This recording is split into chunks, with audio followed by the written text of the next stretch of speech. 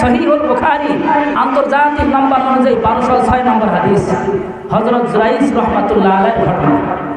জুরাইজ রাহমাতুল্লাহ আলাইহি একজন আবেদ ছিলেন, আল্লাহর খাঁটি প্রেমিক ছিলেন। রাসূলুল্লাহ সাল্লাল্লাহু আলাইহি সাল্লামের পৃথিবীতে আগমনের পূর্বকার মানুষ ছিলেন। তিনি আল্লাহর ইবাদতে সর্বদা মগ্ন থাকতেন। হযরত জুরাইজ রাহমাতুল্লাহ আলাইহি নফল নামাজে দাঁড়িয়েছেন। ইতিমধ্যে তার মা ডেকেছেন, জুরাইজ।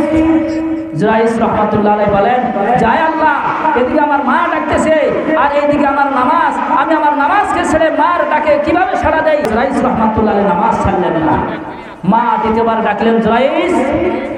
জুরাইজ রাহমাতুল্লাহ আলাইহি বলেন, আল্লাহ, একদিকে আমার নামাজ, অপরদিকে আমার মায়ের আহ্বান, আমার মায়ের ডাক। তিনি নামাজ ছাড়লেন না। তৃতীয়বার মা ডাকলেন, জুরাইজ। জুরাইজ রাহমাতুল্লাহ আলাইহি বলেন, একদিকে আমার নামাজ, অপরদিকে আমার মায়ের ডাক, আমি কোন দিকে যাব? তিনি নামাজ ছাড়লেন না।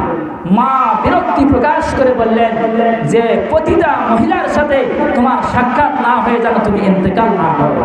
নাউজুবিল্লাহ। মায়ের দোয়া বদোয়া লা শাক্কা ফীহিন্না, এর মধ্যে কোনো সন্দেহ নেই, এটা নিশ্চিতভাবে কবুল হয়ে যাবে। হযরত জুরাইজ রাহমাতুল্লাহ আলাইহি যে ইবাদতখানায় ইবাদত করতেন, সেখানে একজন রাখালিনী যাতায়াত করতো। হঠাৎ করে তার গর্ভে বাচ্চা এসে গেল। লোকেরা জিজ্ঞাসা করলো, কি ব্যাপার, তোমার পেটে বাচ্চা কোথা থেকে আসলো? তুমি তো বিবাহ শাদী করো নাই, তোমার তো স্বামী নেই, কোথায় পেলে বাচ্চাকে? ওই রাখালিনী বলল যে ওই যে ইবাদতখানায় জুরাইজ নামে যে ইবাদত গুজার বান্দা রয়েছে, সেই আমার এই সর্বনাশটা করেছে। লোকেরা হযরত জুরাইজ রাহমাতুল্লাহ আলাইহির কাছে গেলেন যে আপনাকে আমরা এত ভক্তি করি, আপনাকে এত সম্মান করি, আপনাকে আমরা আল্লাহর ওলি মনে করি, একজন খাঁটি আল্লাহর প্রেমিক মনে করি, আপনার দ্বারা এরকম একটি কাজ হয়ে গেল, এটা আসলে আমরা মেনে নিতে পারতেছি না। জুরাইজ রাহমাতুল্লাহ আলাইহি ভাবলেন, কারণ কি?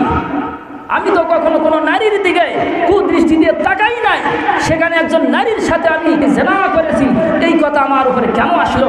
ওনার মনে পড়ে গেল যে মা আমার জন্য বদদোয়া করেছিলেন, সেই দিনের বদদোয়া আজকে আমি নির্দোষ হওয়া সত্ত্বেও আমার জীবনে সেটা বিপদ হয়ে নেমে এসেছে।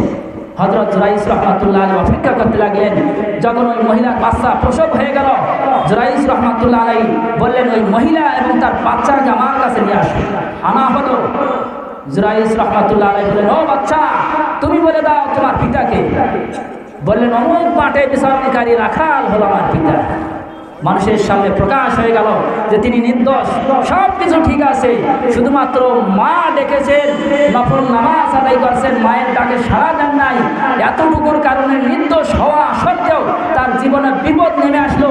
তো আজকে যারা আমরা সরাসরি মাতা পিতার সাথে নাফরমানি করতেছি, আজকে যারা আমরা সরাসরি মা বাবার সাথে বেয়াদবি করতেছি, তাদের সাথে যে আমরা ঝগড়া করতেছি, তাদের সাথে আমরা উচ্চস্বরে কথা বলতেছি, আমাদের স্থান কোথায় হবে? এই জন্য ভাইরা, আসুন আমরা পিতামাতার খেদমত করি, তেনার খেদমত করে তেনাদের কাছ থেকে দোয়া নেই, আল্লাহর জান্নাত কামাই করি।